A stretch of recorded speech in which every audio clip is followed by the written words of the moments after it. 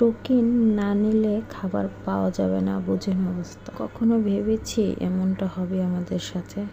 সব বলবো এই ভিডিওর মাধ্যমে। আসসালামু আলাইকুম, আশা করছি যে যেখান থেকে আমার ভিডিওটা দেখছেন আপনারা সবাই অনেক ভালো আছেন। আলহামদুলিল্লাহ, আল্লাহর রহমতে আমরাও ভালো।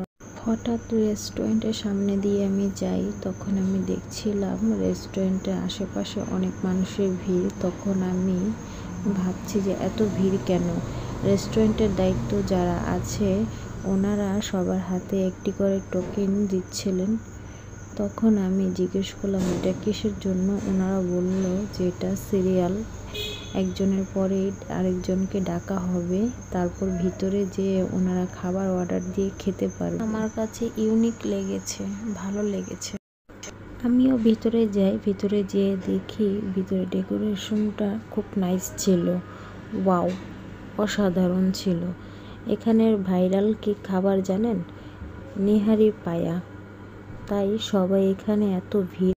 এখানে আত্মীয় স্বজন, ফ্যামিলি, বন্ধু বান্ধব সবাইকে নিয়ে আসা যাবে, কিন্তু আগে থেকে আসতে হবে। সিরিয়াল দিয়ে তারপরেই ভিতরে ঢুকতে হবে। এই রেস্টুরেন্টটা হচ্ছে ঢাকা ওয়ারিতে। ওয়ারির আশেপাশে যারা আছেন তারা তো জানেনই যে এই রেস্টুরেন্টটা কোথায়। আর এই রেস্টুরেন্টের খাবারের টেস্ট আলহামদুলিল্লাহ অনেক ভালো। ওনাদের আইডিয়াটা বেস্ট ছিল। আমি এখন ভিতরে প্রবেশ করেছি। বাইরে অনেক লোক, ওনাদেরকে টোকেন হাতে দেওয়া হয়েছে। টোকেনের সিরিয়াল মতোই ওনাদেরকে ডেকে একজন করে ভিতরে ঢোকাবে। তারপর খাওয়ার পরে উনি বের হলে তারপর আরেকজনকে ডেকে নেবে।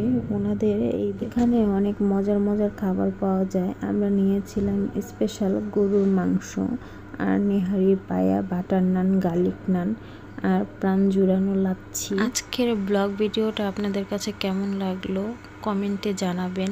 আল্লাহ হাফেজ, আসসালামু আলাইকুম।